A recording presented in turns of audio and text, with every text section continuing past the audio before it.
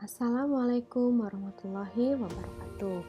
Hari ini kita akan membahas materi tentang konsep dasar ilmu bahasa.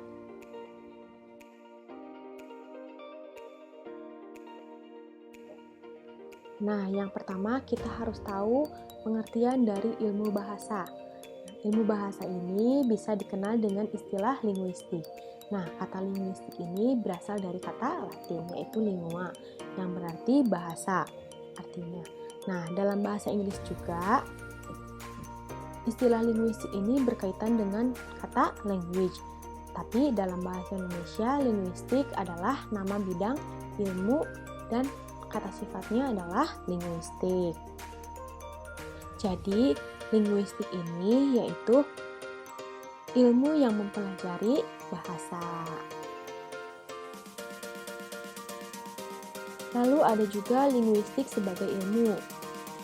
Nah, di sini ada dari ramalan tahun 1991 bahwa persyaratan ilmu ada 5. Yang pertama yaitu objek kajian suatu ilmu itu harus jelas dan definisinya juga harus bisa dibedakan dari objek-objek kajian yang lain. Lalu ada pengamatan dan penelitian terhadap objek kajiannya juga harus dilaksanakan secara objektif tanpa melibatkan sikap subjektif dari peneliti. Nah, yang ketiga ada generalisasi atas fakta-fakta amatan yang akan mengarah pada terbentuknya hukum-hukum secara induktif yang bisa diuji kembali kebenarannya oleh si peneliti lain yang lebih kompeten. Nah, validitas atau kebenaran hukum-hukum itu harus diuji dengan cara menerapkannya pada sebagian data dari amatan tersebut, bukan digunakan dalam membentuk generalisasi. Lalu ada yang keempat, ada hasil-hasil penelitian tersebut harus disusun dalam bentuk yang sistematis, sehingga akan memudahkan orang lain dalam membaca dan mempelajarinya.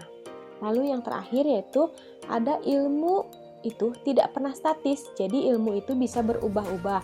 Ilmu itu selalu mempertimbangkan kembali temuan-temuan atau hukum-hukum yang sudah mapan dan siap untuk mengubah atau memodifikasinya apabila ada data atau temuan baru yang menolaknya. Misalnya kita menelitinya tahun 2000 atau tahun 1990. Nah, sekarang kita ingin meneliti lagi. Nah, kita bisa menemukan temuan baru pada tahun ini dan tahun sebelumnya itu bisa berbeda dengan tahun sekarang penelitiannya seperti itu atau penemuannya seperti itu. Nah, ada juga cabang linguistik. Nah, dibagi menjadi 2 yaitu linguistik teoritis dan juga linguistik terapan.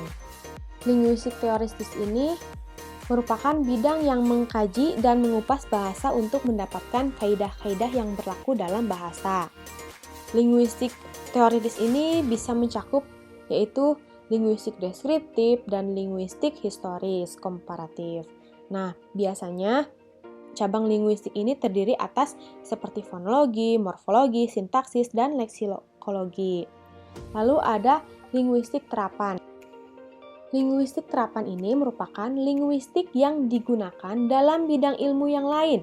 Dalam pandangan selanjutnya, kajian linguistik terapan ini sering juga disebut dengan linguistik interdisipliner. Seperti linguistik terapan ini yaitu psikolinguistik, lalu ada sosiolinguistik, ada etnolinguistik, atau antropologi linguistik, seperti itu. Lalu ada bidang kajian linguistik. Yang pertama itu ada fonologi. Fonologi ini yaitu ilmu yang mengkaji bunyi bahasa. Nah, fonologi ini bisa dibedakan menjadi 2, yaitu fonemik dan fonetik. Nah, sedangkan fonetik ini adalah cabang fonologi yang mempelajari bunyi bahasa tanpa memperhatikan apakah bunyi-bunyi itu berfungsi sebagai pembeda atau tidak. Sedangkan fonemik adalah cabang fonologi yang mempelajari fungsi bunyi sebagai pembeda. Lalu ada morfologi. Nah, morfologi ini yaitu ilmu yang mempelajari tentang kata dan pembentukan kata. Oleh sebab itu, Morfologi lebih banyak mengacu pada analisis unsur-unsur pembentuk kata.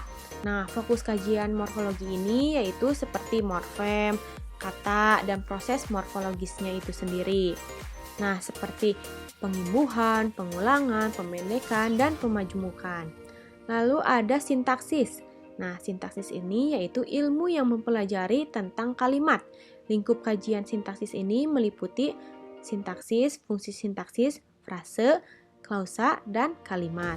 Nah, struktur sintaksis ini terdiri atas fungsi sintaksis, kategori sintaksis, dan peran sintaksis. Nah, dalam fungsi sintaksis ini terdapat beberapa hal yang penting yang harus diperhatikan, yaitu seperti subjek, predikat, dan objek. Nah, dalam kategori sintaksis terdapat istilah seperti nomina, verba, adjektiva, dan numeralia. Lalu dalam peran sintaksis terdapat istilah seperti pelaku, penderita, dan penerima.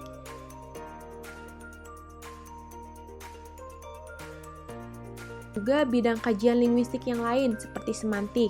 Nah, semantik ini merupakan cabang ilmu bahasa yang mempelajari makna. Nah, semantik ini berada di seluruh atau di semua tataran yang bangun-membangun ini. Maknanya itu dapat ditemukan di dalam tataran fonologi, morfologi, dan sintaksis. Lalu ada wacana. Nah, wacana ini yaitu satuan bahasa terlengkap sehingga dalam hierarki gramatikalnya yaitu merupakan satuan tertinggi. Nah, dalam wacana ini terdapat seperti konsep, gagasan, pikiran, atau ide yang utuh yang bisa dipahami oleh si pembicara. Persyaratan gramatikal ini akan terpenuhi jika ada unsur yang berhubungan atau selaras atau kohesif dan tercipta koherensi dalam setiap kalimat. Nah, dalam lingkup wacana ini dikaji alat wacana dan jenis wacananya. Lalu ada pragmatik. Nah, pragmatik ini yaitu ilmu yang mempelajari penggunaan bahasa dalam konteksnya. Sejalan dengan definisi sederhana ini, pragmatik tidak mengkaji satuan linguistik secara struktural, melainkan mengkaji tuturan dari sudut pandang yang berbeda, yakni konteks penggunaan bahasanya. Nah, penggunaan pragmatik dan semantik dapat dilihat dari bidang kajiannya.